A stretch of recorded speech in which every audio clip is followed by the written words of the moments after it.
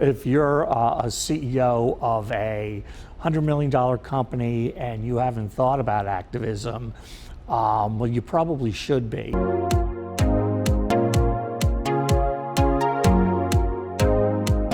Hello, I'm John Generone, Editor-in-Chief of CorpGov. Very happy to be here in Times Square at Nasdaq market site with John Grau, who is the CEO of InvestorCom. John, thanks for joining me.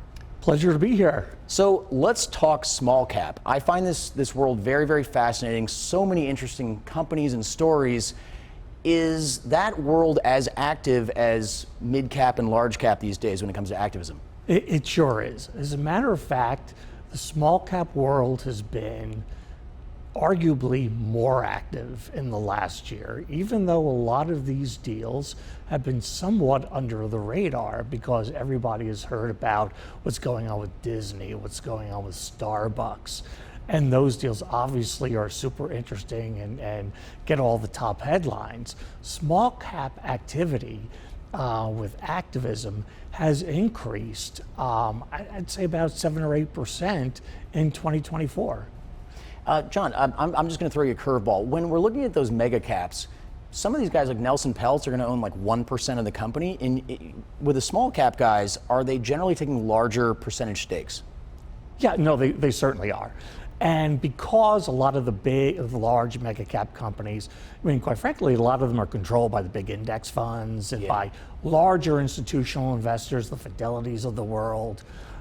In smaller cap investing, in smaller cap activism particularly, the activists can gain much larger influence over the vote by by investing in a much larger block of the company, getting a bigger stake, perhaps without forming a group necessarily, or by forming a group, getting other investors in on the stock.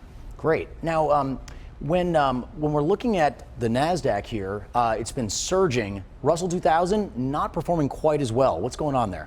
Yeah, well, because there really tends to be a bigger gap in the stock price of some of these smaller companies and the intrinsic value of the companies, unlike some of the Nasdaq and NYSE companies, it creates a bigger opportunity for small cap activists to get in there, unlock value, and really, find opportunities where change needs to be made, if that's the case. Also, with these small and micro cap companies, they're more vulnerable to changes in market and industry. So there's more opportunity to unlock value, whereas perhaps a larger cap activist can go in and certainly for good reason have a platform. There could be a company that's underperformed, but with that being said, the pickings are maybe a little bit less than there might be in the current environment for a small cap activist. Now, John, if I'm, say, the CEO or CFO of a company with, say, $100 million market cap, activism's not really in my mind, right? I think I'm too small to be bothered, but that's not the case, right? The activists will go after smaller companies, even of that size. That's right, and that's you just defined the problem. Okay, so if you're a CEO of a $100 million company and you haven't thought about activism, well, you probably should be. You probably should be thinking about the composition of your board. You probably should be thinking about ESG with a focus on governance. Thinking about, obviously, as every CEO should be, and I know this seems obvious, but performance, and that should be first and foremost on the mind of every CEO. Also, knowing who your shareholders are, knowing who's buying your stock, and quite often, CEOs obviously are running the business, but a big part of being a CEO, being on the board, is really knowing these underlying threats and issues that are going on. And clearly, when a stock price is depressed, knowing the vulnerabilities that are out there. Now, John, this might sound like a free advertisement for you, but it's a legitimate question. When I'm going public, I've got, say, 20 investors max. All of a sudden I'm going to have hundreds or thousands. Would it behoove me to figure out who they are and start figuring out how to get in touch with them long before there's any activism on the table? Well, speaking of free advertising, I think our logo is like all over the place here. So yes, we will take the free advertising, and it would be foolish, particularly for a company of any size, but a smaller cap company, where you will certainly find a lot of investors who may not be public filers, or they'll find out that their company will find out that an investor files when it's way too late and that investor's an activist. That they need to know, first of all, who the larger investors are in a stock when they're buying shares on a much more real-time basis, and through a stock monitoring program we can do that. But also take the temperature of the retail shareholders, and the mom and pop folks, as we call them, with 100 shares, but the larger, family office shareholders, the larger shareholders who are owning the stock and may not be calling the company every day, but those holders are quite important. Well, I'm very happy to say you're going to meet some of those folks down in Palm Beach with me in a couple of weeks, John. Can't wait. Looking forward to it. Tell me something.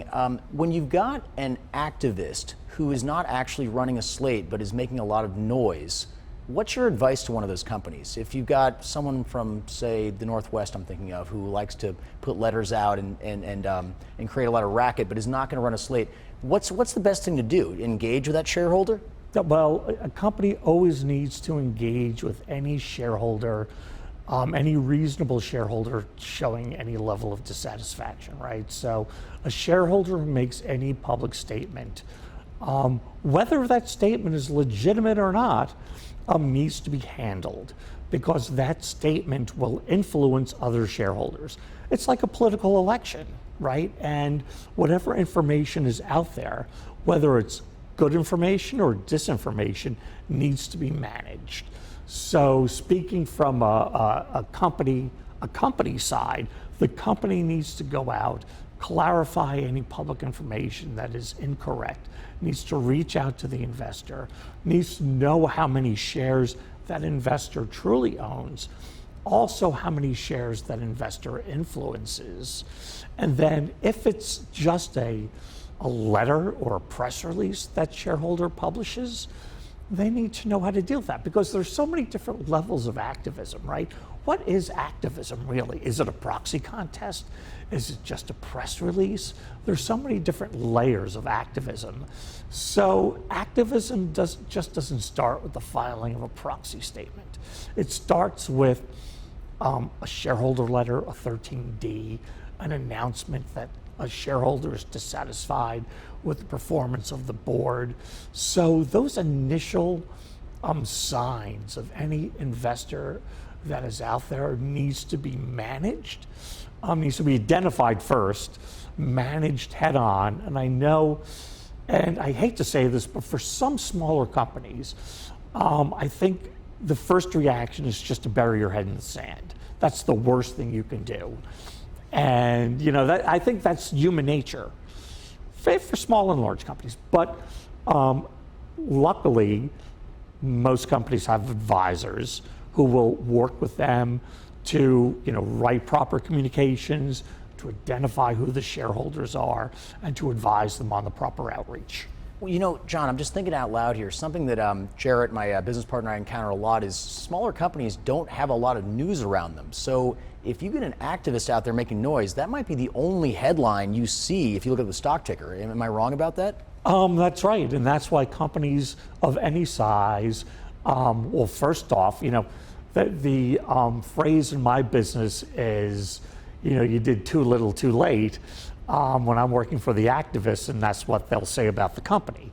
So put out good news, and more good news. Yeah. And you need to be focused on that good news, and don't think that investors aren't paying attention, because they always are.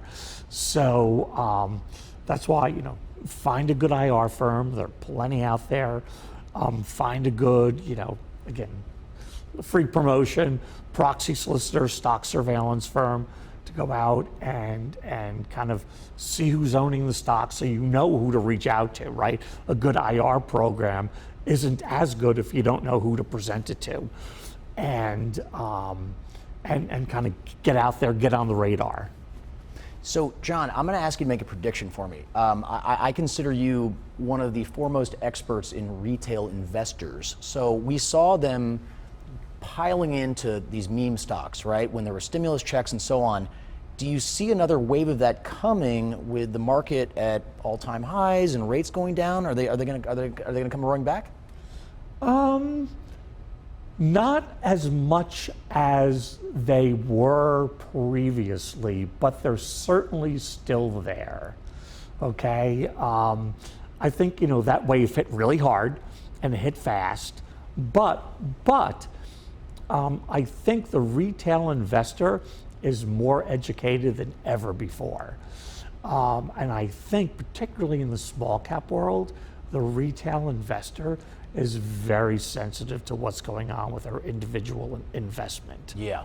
And not to get too off track here, but I'm going to date myself. I'm not as young as you, and I'm going to go back to the Stone Ages when companies like Lam Research, Applied Materials, Adobe were microcap companies. And I worked with those companies. Yeah. I advised them, and they had these very same issues where they were dealing with retail shareholders and had to deal with these retail shareholders. Well, they got through those times, and over the years they became these very, very large companies. So the companies that we advise right now that have these retail investors that are very inquisitive, not all of them, but many of them become very large companies. Yeah. And very huge, successful companies. And I feel like I'm going a little off tangent, but my point is that we need to educate those retail shareholders on exactly what's going on with the business. And the more they know, the more they can push and drive the stock to become much larger, much more successful. And to answer your question more specifically, I think that wave won't be as much of a craze as it was, right? But I think it's going to continue strong and consistent. Well, John, we're getting all over the place, but I'm having a good time. So indulge me. There are not as many public companies as there were, to date myself, in the 90s, right? Right. Because it's a pain in the neck to be public. Right. Do you see that changing? Do you see more, little guys who are doing, say like 20, 30 million of revenue thinking about going public? I do. I see a lot of public companies out there that probably shouldn't be public companies. Okay, they're private companies with a ticker symbol, as we like to say. And it's costing the shareholders a lot of money. It costs money to have public accounting firms to list on an exchange, to have attorneys to handle all the public, the filings for a public company. And who pays for that? Well, not the management team, the shareholders. So, that's one thing an activist looks at. Do they want to get, some activists want to get control of a company, or at a minimum get on the board of a company to really evaluate whether that business is better off going private or being, spun off, or being acquired by another company, because they really shouldn't have been public to begin with. And a lot of these are kind of, your classic, father and son business, or family business, I should say, that kind of ended up going public but really hasn't gone anywhere in many years. And it's pretty typical, and those kind of talk about the board of directors or management team that's been like super static over the course of years. It's very common to see that, and that's something that really that I see often is those companies that really shouldn't be public. Well, folks, you're not going to hear that from an investment banker, I assure you that. Yeah.